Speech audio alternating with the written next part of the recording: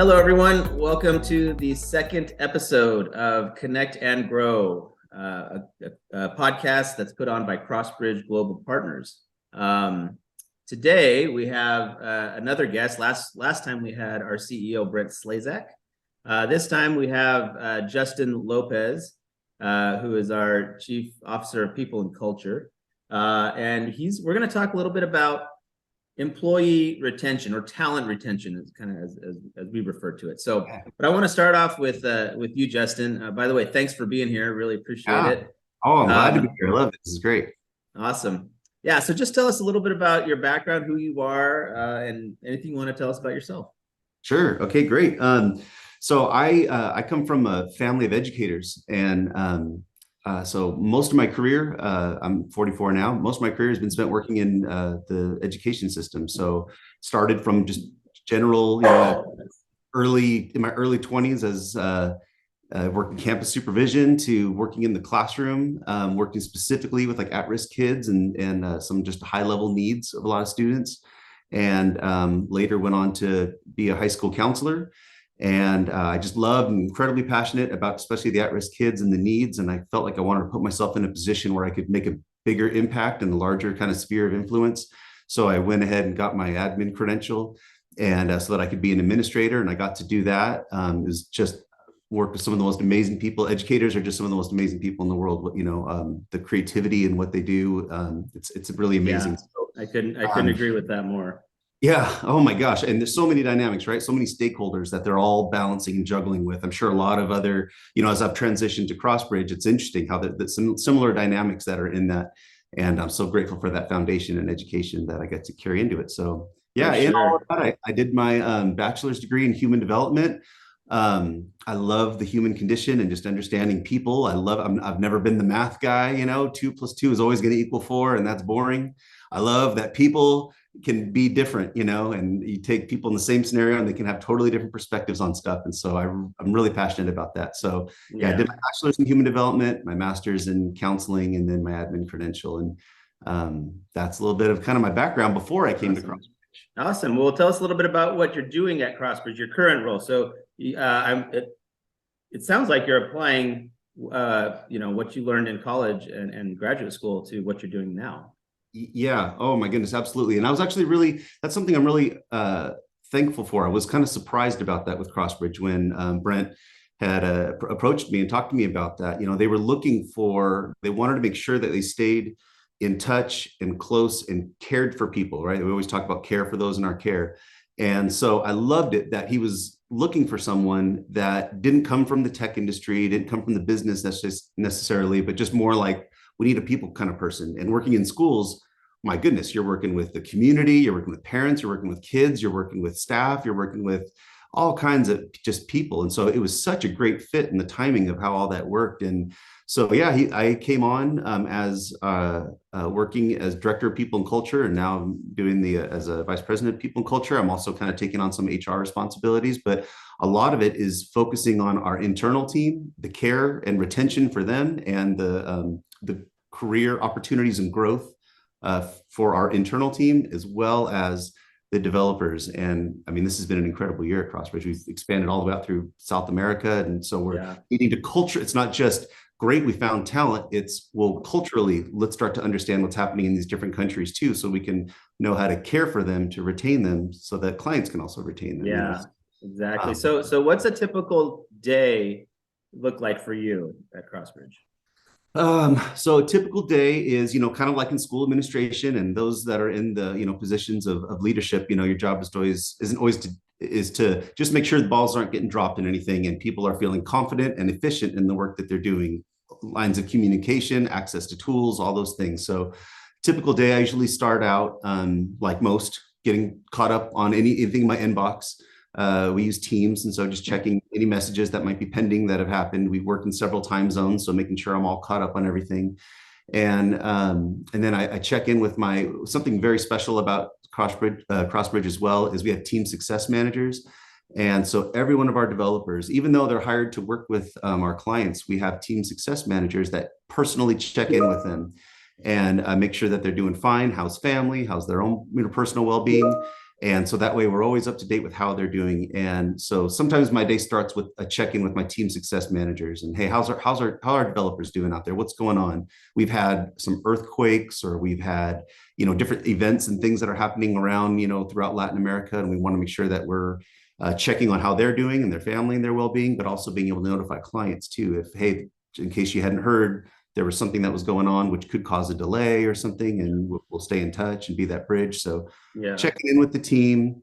I work closely with our client success manager too. So if there's any things I can do to support her in client communications, I'm doing a lot of that, and working with my HR manager too for a lot of just policy evaluation and making sure we're always looking at best practices, and also a lot of vision, a lot of looking forward, right? A lot of, hey, what's on the horizon? How do we stay competitive? How do we stay sharp with what we're doing? Just because we're doing something and it works doesn't mean it's always the best way it can work. And so my team to always make sure everything's running efficiently as possible. So you mentioned the team success managers, right? And so at Crossbridge, we have a pretty good structure, I would say, as far as how we care for our talent, how we care for our collaborators, as we call them, all of our software developers who are working on projects for our clients. So talk a little bit about what their role is. I mean, they're kind of in the trenches, right? They're in direct contact with all of our collaborators. So talk a little bit about what their role is.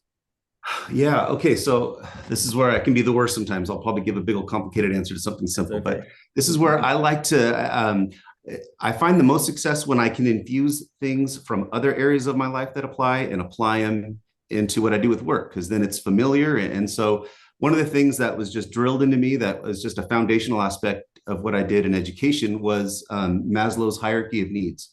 And so I apply that same philosophy with my team success managers as we care for people, right? Because regardless culturally, any of those things, as a human being, there's certain needs that we have, right? We've got there's the food, clothing, and shelter as the first, security as the second, the love and belonging as the third, self-esteem as the fourth, and self-actualization is the fifth stage of those different. And you have to achieve each of those before you move on to the next. And so I infuse that with our team success managers, because their job is they're like life coaches, they're like counselors, they're checking in on how their teams are doing. And so first, I talk with my team. How are we? Source food, clothing, and shelter. How are we doing? We first of all, we provide welcome packages for all of our hires, just with the shirt and little things. A fun way to get them involved there. But making sure how's our pay is looking competitive, so that they're cared for and they can meet some of their basic needs like food, clothing, and shelter. Security.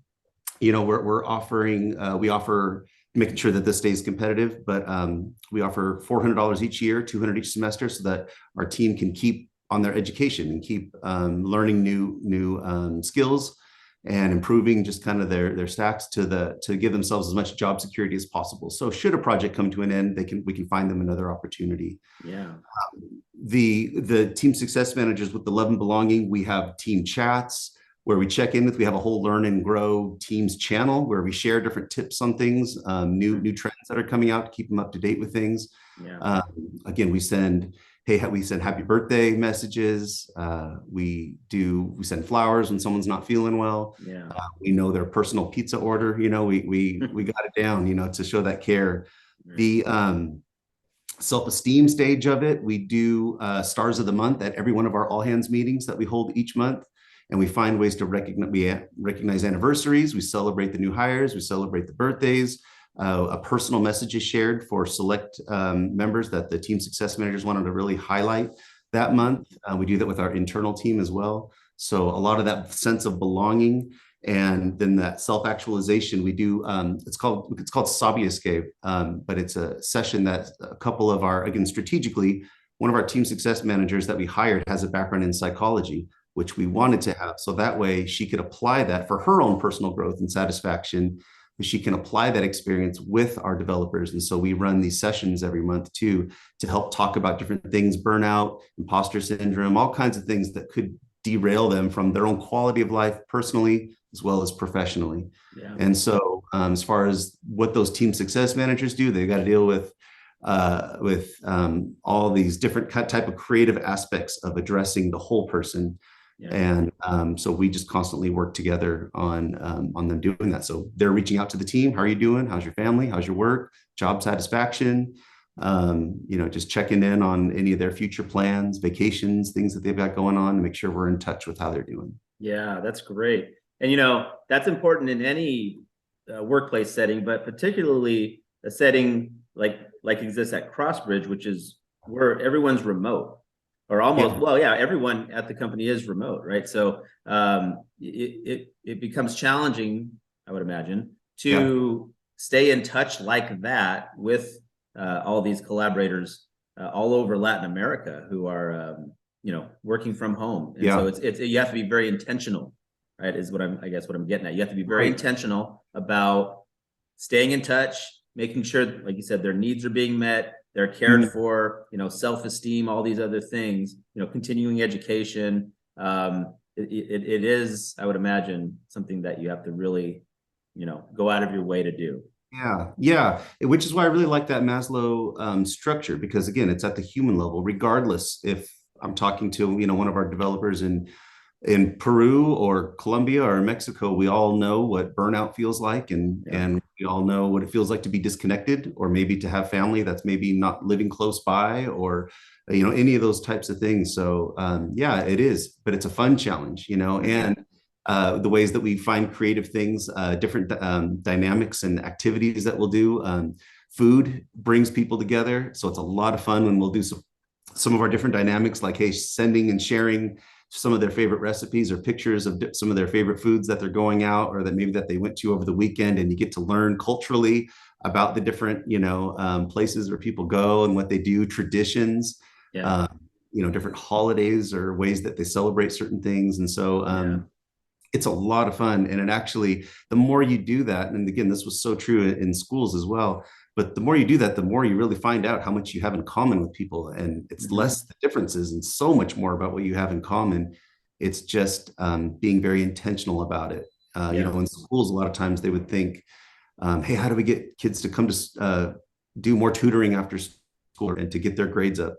And so they come up with all these different things, but it's really more about how do you care for the person to give them a reason to care, so that they can want to be at those after school things or those resources. So That's right. uh, we're very intentional about first the person, because that's really the root of it. The byproduct of addressing the needs of the person is better retention, For sure. enjoyment, job satisfaction. That all comes. That's the byproduct. That shouldn't. Yeah. That's our approach is not to take that as the key ingredient to start with. That's Yeah. more the byproduct. And I think maybe we should back up a little bit. I mean, we mentioned this in the first podcast, but almost all of our employees or collaborators are located in Latin America, primarily Mexico, but also I think we're in about 4 or 5 other countries as well: Costa Rica, Mm-hmm. Colombia, Peru, Argentina, Chile. And so there's there are cultural differences there, right? Because they speak a different language. However, all of our employees do speak very good English. Mm-hmm.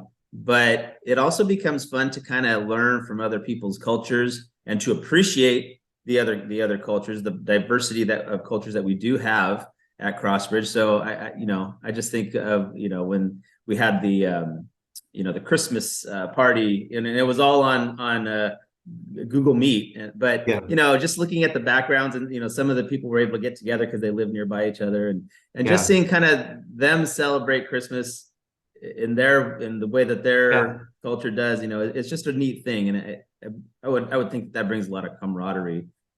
Yeah.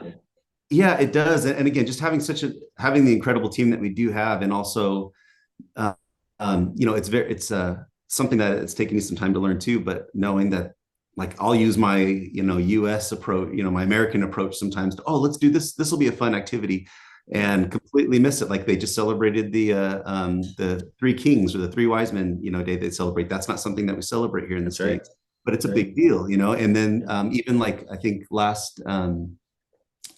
During Dia de los Muertos, they did send in a picture of your ofrenda, and people sent them in, and we did a little raffle contest, for different things like that. Again, something that's not as commonly celebrated in many areas of the U.S., Yeah. but it's a huge deal. So relying on some of our team that's admin team that's throughout Latin America to help with, creating the content of what we do and not just assuming that we fully understand. So a lot of intentional time is spent digging into the culture and just kind of really, really getting deeper, more embedded, in it. Yeah. So it can be meaningful.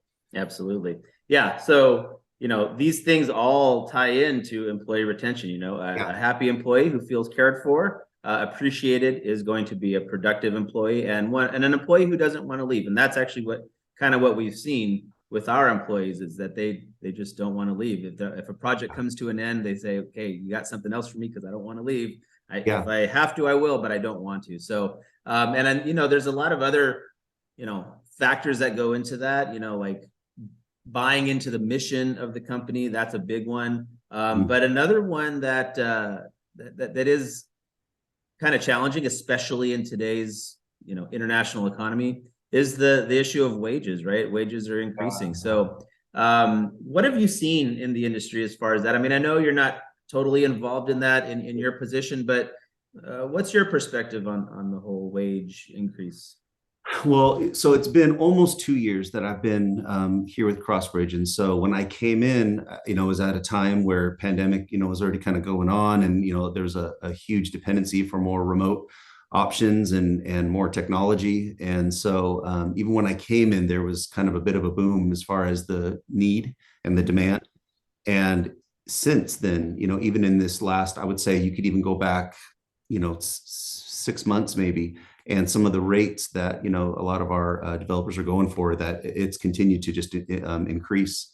Yeah. And I got to say, like, we were fortunate. We have such great relationships with our developers and with having these team success managers. But one of them even said, "Hey, I don't know if this would help you, Justin, but I'd be more than happy to share my screen and show you my LinkedIn page. I've got 5 offers that are that people have sent in there. I have no intention of doing anything like that. I'm happy with the client I work with. I love the team I work with, and being, with Crossbridge as well. But just so you guys are aware, this is the kind of stuff that we're getting constantly. I mean, they're being hounded and bombarded all the time. And so that demand has really shot up. And again, go back maybe 6 months or so. So that's why our job is really to just continue to do the best we can and care. A lot of creative solutions, because not only for us as a company, but especially for our clients. We all know the time and the costs of having to start over. Someone moves on, after a short amount of time, and now you got to retrain, re-onboard, get someone up to speed, yet the deadline for the deliverable hasn't changed, and so retention is critical. So that's one of the things that, again, that I focus on, and that I'm really thankful for our CEO that put the value in creating a whole department and position for that. So that's the kind of care that we provide for clients. Yeah. That's a really challenging thing, because, as wages increase, we're going to be met with, our employees are going to be, they're going to be recruited. They're going to be, headhunted. So we need to be aware of that. We need to make sure that we are compensating them competitively. Right.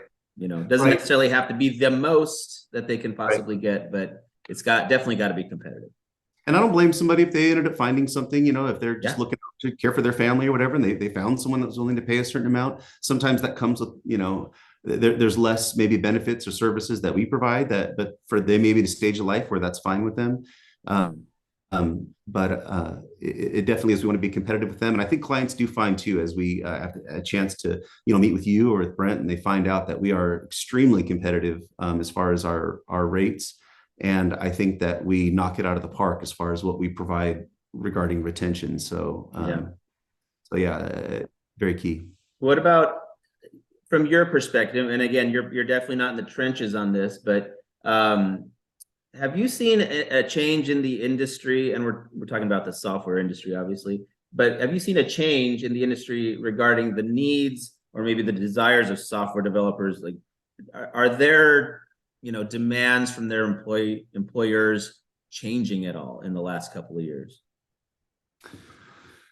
I think overall we're hearing things about how the virtual setting in teams sometimes is is tough, right? With distance, some companies are just looking for deliverables, right? But I think we're finding that a lot of clients are kind of also looking for the interpersonal skill too, the morale of the, even though we're meeting virtually, how do we stay kind of connected with each other? So I think a need that we're seeing too in some job descriptions and things that come in is also we're being tasked with finding, we're coming up with some really great creative questions in our recruitment process when we're interviewing candidates to find people that are going to gel well with the team, not just the technical ability, but the interpersonal ability as well, and not just English level, but also the ability to relate, speak up, and create a fun virtual environment. Yeah. So I know that's been something that we've been seeing. What can you say the other part of that question again too, or the? Well, just changes you're seeing in maybe the needs or desires that software developers are expecting to be met from their employers. Maybe any demands they might be. Yeah, one of the things that we did to kind of support that a little bit too is flexibility, right? That work-life balance. That's been a hot topic since the pandemic shot up, and people started working remotely, and it's hard to turn off, when you're at your home office is right there. And so I know we've made some policy adjustments and changes to better accommodate and give them a lot more flexibility and freedom with time off that they need to take and not locking it into so much, so many different parameters, sick days specifically, personal days specifically, there's just non-working days, and they have the freedom for those that are maybe caring for family. We have sadly a lot of, just with COVID and just different illnesses that we've had a lot of our developers that are having to care for elderly family, and they need a little more flexibility sometimes with their work. And so flexibility has been a key thing that a lot of them are looking for. Yeah. Flexibility. And, another thing too, I mean, these are just some amazing people. And they're more than, hey, what am I doing well? More than them wanting to know that from them, they really want to know, is there anything that I'm doing wrong because I want to do a good job? They see this as just like such a pinnacle highlight to put on, as far as their experience to be able to collaborate and work with these US companies. They love it so much. They want to know if there is anything that I'm doing that is off, let me know right away, please. So we see a lot of that. A lot of them are asking, can you please get more feedback? Can you get more feedback? Yeah. So that's awesome. I think that speaks to our talent acquisition team and their vetting process, how they screen all the candidates that come through their hiring process. Finding hungry people that want to learn and grow and that they want to do a good job. They want to gel with the companies. It's so interesting too. There's they'll often ask if we can help ask questions on their behalf because they want to make sure that culturally phrases or things don't get mixed up and that they're able to properly convey their message. If they do have a question, they don't want to come off as disrespectful. There's like one of the ones I picked up on right away was they use the word doubt when they mean question. Like, I have a question. Right. They'll say I have a doubt. And I remember the first time I was hearing that, I'm like, are you doubting? You're doubting me? Like, what are you talking about? I've done my homework here. But then I finally realized it was, oh no, they just said I just meant I have a question. Yeah, that took a while for me to get used to that. I remember one time I was told, we're having doubts about the job. And I thought, oh, that's not good. But what they meant was, we have questions about what we're doing. Yeah, just a question. And then as I heard more, I realized, oh, I think what you're meaning is that. And so there's things like that they want to make sure that the client knows, that they want to be clear what they're working on. If they have questions, that nothing is misunderstood, when they ask it, like even things like that, like, hey, I have a doubt. That might cause a client to think like, as the way that we both responded, when we kind of first started too. So so some of the need is just that they really appreciate lots of feedback. And that's great. That's awesome. Yeah. Last question, and maybe in about 2 minutes, if you could just so I'm a employer, right? And I have some software developers that are working for me, and I'm having a hard time keeping them. Maybe I'm trying to pay them well. I'm trying to make sure that their personal needs are met, whatever that is. Connect with them and all those things. But I'm having trouble retaining employees. What would you say would be the number one thing that I should consider if I want to retain more employees? What would be the top, most important thing? This is so, just the first thing that comes to mind is, again, at the core of it, would be, think about like, even like in relationships, right? How often, like even, or in a marriage or something, when it's like, gosh, what is the root of this issue that keeps coming up? And how often is the answer communication, improved communication? It always seems to funnel back to that, right? Yeah. Oh, but I think it's about this. And we'll know something needed to be shared about it. Like, well, when did you speak up about it? Or how was it, And so a great employee who's got a team in there, they're just having a hard time keeping people. It really could come down to just, have you had a chance to hear from them, right? Not assume. A personal example. I remember thinking, I want to help my wife out more. And so, you know what? I'm going to do dishes. I'm going to do dishes more often. And then my wife eventually told me, she's like, actually, I don't need you to help me with the dishes. I actually enjoy doing the dishes because it's a chance to like just calm down. I need to get the kids away from me. I've been with them all day. And here I was assuming that I knew what she wanted. Yeah. Trying to offer a support, but I didn't take the time to just ask, hey, would this be helpful? Yeah. So what could be the root of it? I would say talk to the team. We do a lot of work, a lot of intentional work to understand culturally what's going on, because even culturally, those things could be a little bit different, what they're looking for and what they need. And so take the time to hear from them. Hey, what would be 3 things that you think could make this one of the best places to work? And hear what some of their thoughts or ideas are. Look for patterns. I think that would be a kind of a key thing. Recognition. A lot of our team, especially in Latin America, and I found this true too of working in schools, with a lot of my students that came, from Latin America. They're very sentimental, and they appreciate small things. They appreciate celebrating the team. So here's another example real quick. I had one of the developers was mentioning with me, like, hey, could you ask the client if they could bring back the chance for us to say goodbyes to people when they maybe move on to other departments or other things that we used to have we had a channel where we would all talk, and when it was someone's last day, a message would be posted and everybody would have a chance to jump in, and because we're not all in an office together, we're spread out. So if we could all have a place to honor them and recognize them, say some kind words, like things like that mean a lot, especially in Latin America. Just that sentimental, that value, that sense of family and respect, and all those kinds of things. And so, that might not be crossing someone's mind. They might be thinking throw more money, but really what someone's looking for is respect and honor and a chance to bring them together and celebrate, someone with dignity like that. And so. Right. That's a good point, Justin. Yeah. Communication, I think, is the key right there, because, you could be thinking that there's something that they want out of the job because it's what you would want, right? It's obviously it's something that you would desire, but that might not be what they want. And so you may be, doing the wrong thing to try to keep them happy. So communication is always key. And it could work the other way. Maybe you're really caring for this person, trying to be very personal, making sure all their needs are met, but really they just want to be left alone and they want more money. So that could be the case too, right? That's another thing too.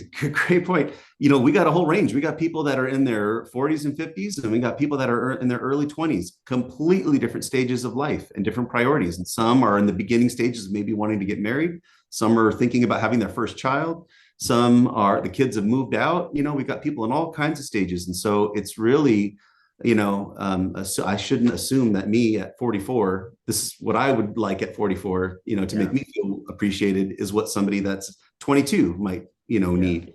And so it's ask them, it seems like such a simple thing, but it's the same thing like in relationships or whatever too. It's just, I guess I should just ask, huh? Yeah. Hard, but it's hard.